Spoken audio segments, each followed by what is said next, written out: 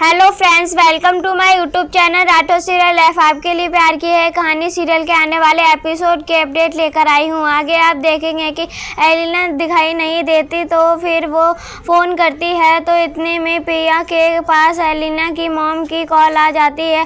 तो वो बताती है कि आंटी, आपको नहीं पता कि एलिना ने कहा था कि वो कुछ दिन हमारे साथ रहेगी। तो वो कहती हैं हाँ मुझे याद है, पर मैं भूल गई थी। सॉरी बेटा। तो प्रिया कहती है इट्स ओके आंटी। और फिर प्रिया एलिना को बताती है कि तुम्हारी मॉम की कॉल आई थी। वो कह रही थी कि एलिना कहाँ है, उनको तुम्हारी फ़िक्र हो रही थी। मैंने बता दिया कि तुम यहाँ पर हो कुछ दिन के लिए। एलिना कहती है कि नो प्रिया, अब से तुम कुछ भी मत बताना मॉम को कि मैं यहाँ पर हूँ।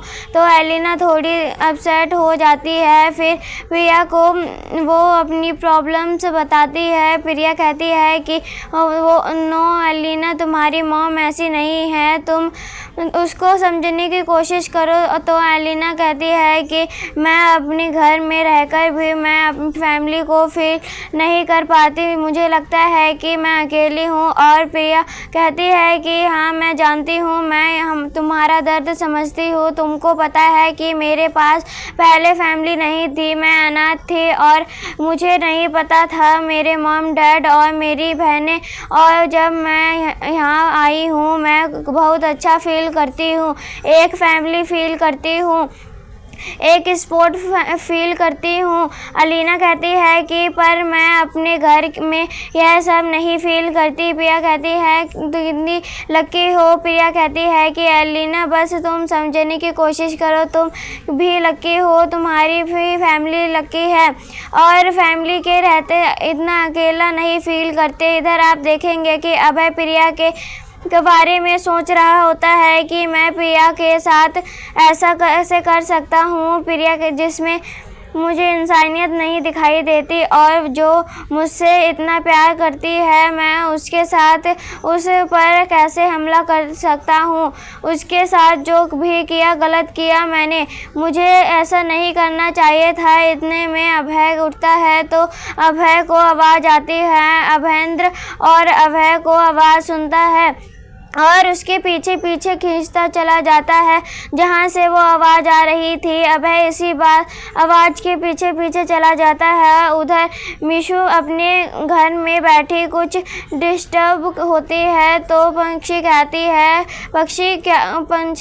कहती है कि मुझे क्या हुआ, तुम इतना परेशान क्यों हो। तो मीशू कहती है कि मैं कबीर के लिए परेशान हूँ, तो मुझे उसकी बहुत चिंता हो रही है। तुमको पता है ना, उसको बहुत जल्दी लव हो जाता है, फिर उसको लव हो गया तो 2 बार हो चुका, उसका दिल टूट चुका है, लेकिन उसको अब फिर से लव हो गया है। अब वो अपनी गर्लफ्रेंड को प्रपोज करना चाहता है। तो पंछी कहती है इसमें प्रॉब्लम वाली बात क्या है, तो ये ठीक है तो ना।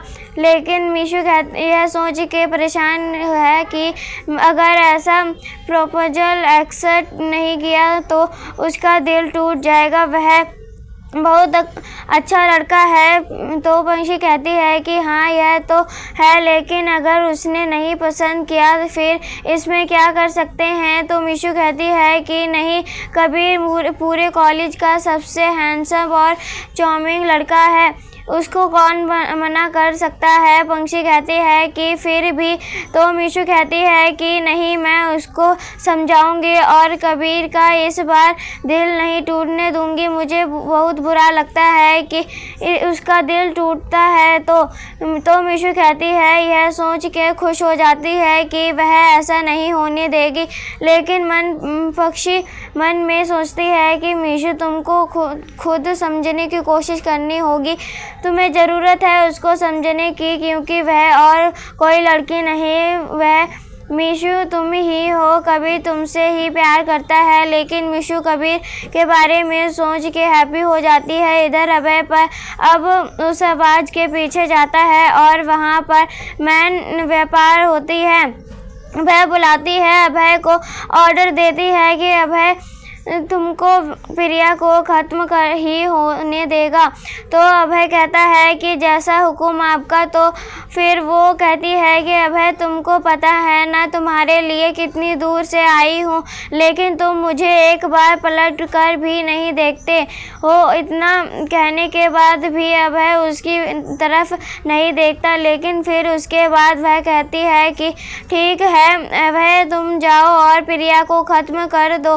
तुमको यह कहना ही होगा और मैं तुम्हारा इंतज़ार कर रही हूँ। इसके बाद हम और तुम दोनों एक हो जाएंगे, कोई भी हमारे रास्ते में नहीं आएगा। अभय कहता है जैसा हुक्म आपका। और वो व्यापार अभय को देख रही होती है। अभय उसके बस में होता है और जैसा वो कहती है अभय वैसा ही करता है।